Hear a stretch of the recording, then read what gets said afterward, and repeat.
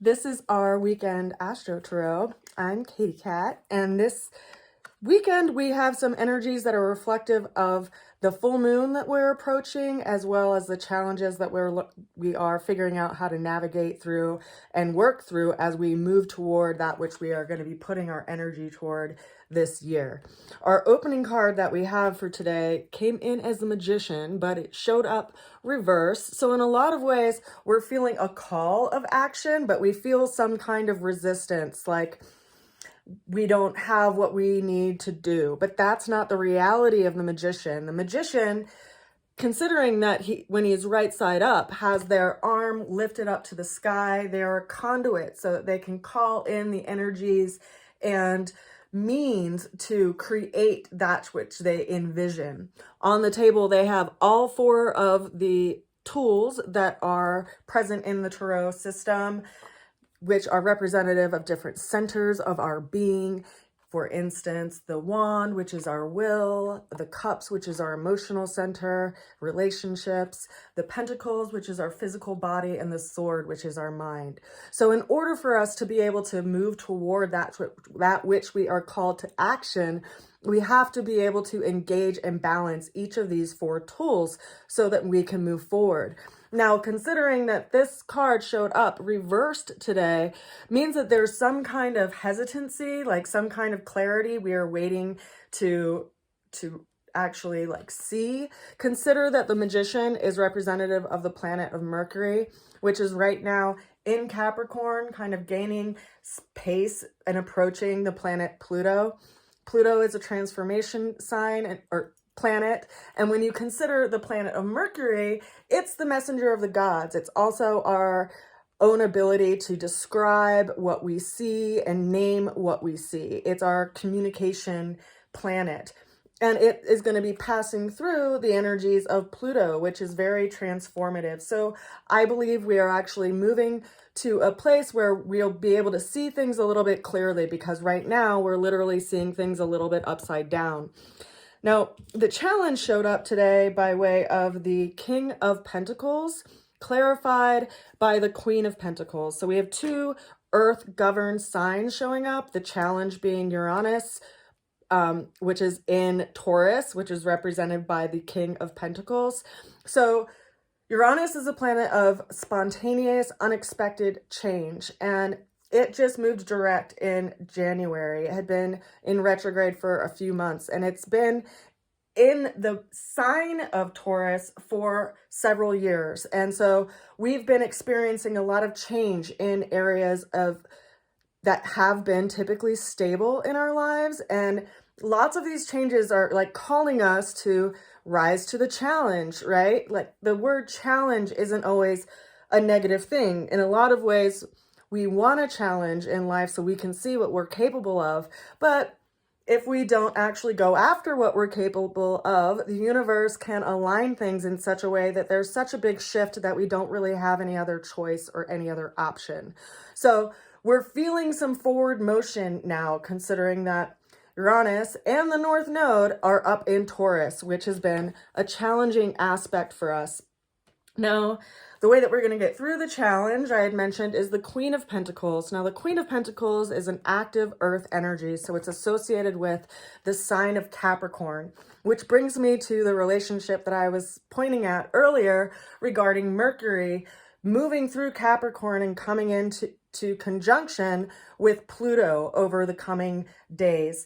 Now, that's something to consider, because Capricorn in zodiac sense is our life path, is our legacy that we leave behind. It's our reputation that we have before others. And so we've been going through this transformation process, literally over the last 12 years or 14 years, because Pluto has been in the sign of Capricorn since 2008.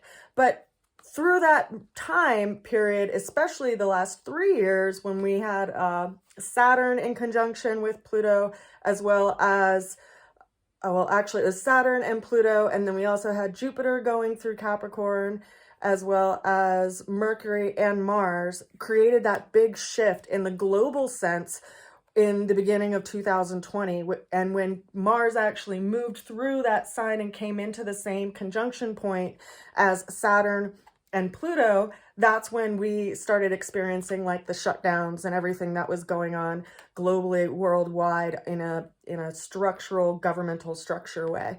So it's interesting to see how the transits show up in the global sense, and also how they show up in our personal lives related to your natal chart. So wherever you personally have Capricorn in your natal chart, in that 12 piece of pie chart, you are likely experiencing this shift. And especially so if you have, you know, any planets in Earth-governed signs, you'll probably be experiencing it in a positive way. And if you have it in any of the cardinal signs as well, because they're at those, 90-degree angles of Capricorn. So cardinal signs would be Aries, Cancer, Libra, and Capricorn. Now, the interesting part of this, which I think is something to point out, is that the Taurus energy, being in an earth element sign, is in a trine relationship with Capricorn, which is also an earth element related sign. So there is this ease nature that can be helpful through this transformation process. Like, we're actually starting to see the way as far as the direction that we need to go and the direction we need to move forward to. And so I want people to keep that in mind, you know, as we move through this transition, you know.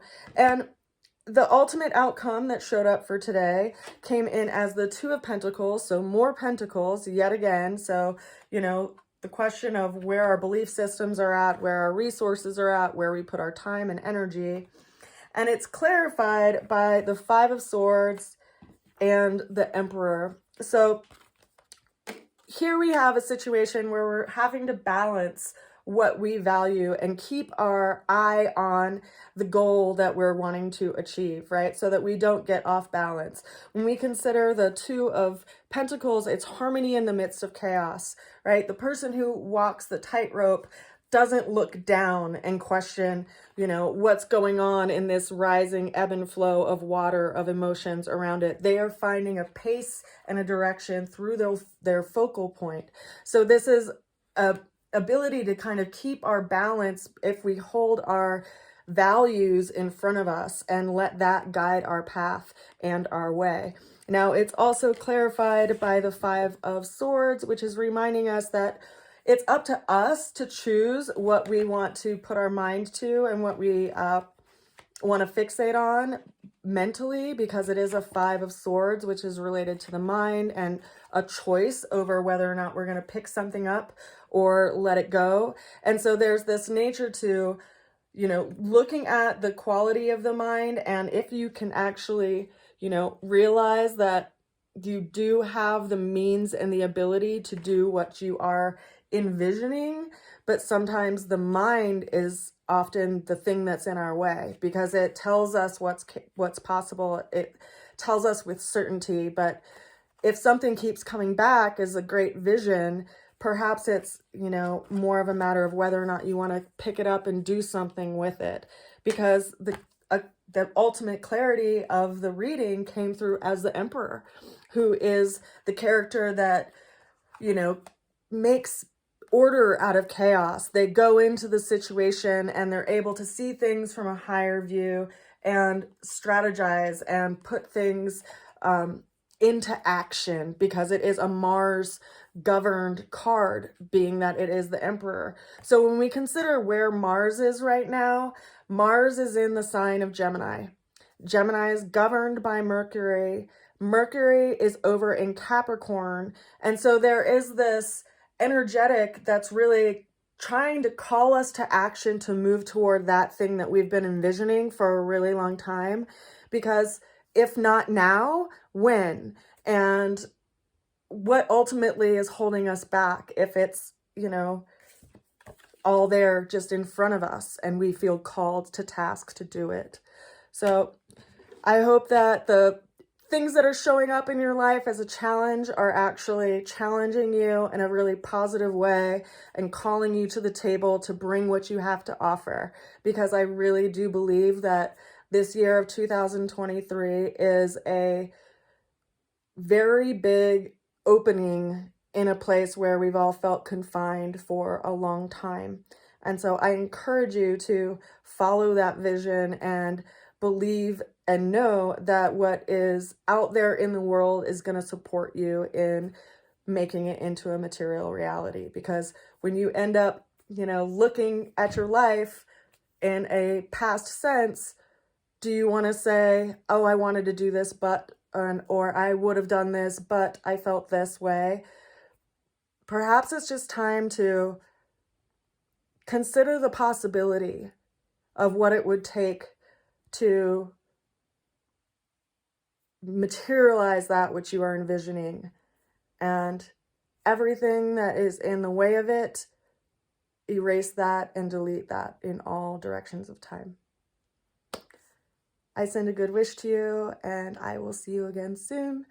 I hope you have a powerful and enlightening full moon, because it's going to have a lot of openings for a lot of people, and I'm looking forward to seeing what is to come. Bye for now.